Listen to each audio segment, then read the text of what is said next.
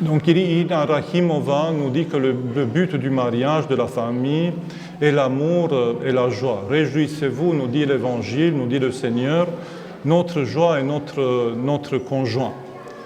C'est vrai que dans l'office du mariage, on a plusieurs symboles qui ne vont pas toujours dans ce sens-là. Par exemple, dans l'office qui précède le mariage, l'office de fiançailles, il y a les anneaux, il y a le changement d'anneaux. Et ça signifie, en quelques mots, de manière simpliste, l'engagement de l'un et de l'autre qui est béni par le prêtre. Le mariage orthodoxe met l'accent sur cette bénédiction du prêtre, beaucoup plus que le mariage catholique qui met l'accent plutôt sur l'engagement des deux personnes. Après, dans l'office du mariage, il y a la présence de couronnes.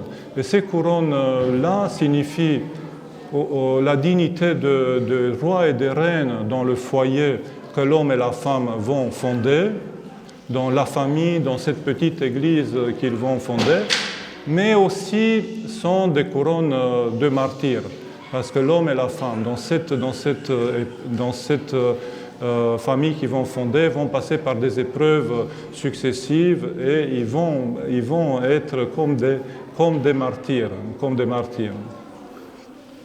D'ailleurs, le mot conjugal veut dire qu'est-ce que ça veut dire de manière étymologique?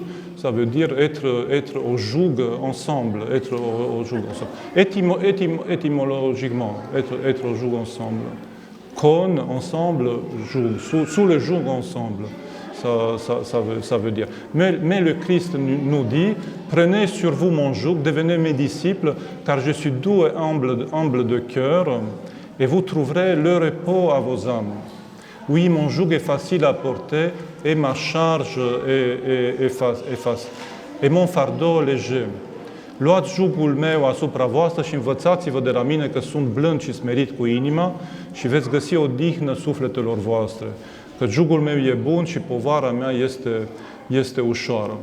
Donc il faut passer par cette étape-là du martyr pour arriver à la joie, à la résurrection et porter vraiment le joug du Christ, pour arriver à ce qu'il nous dit, à arriver à la paix.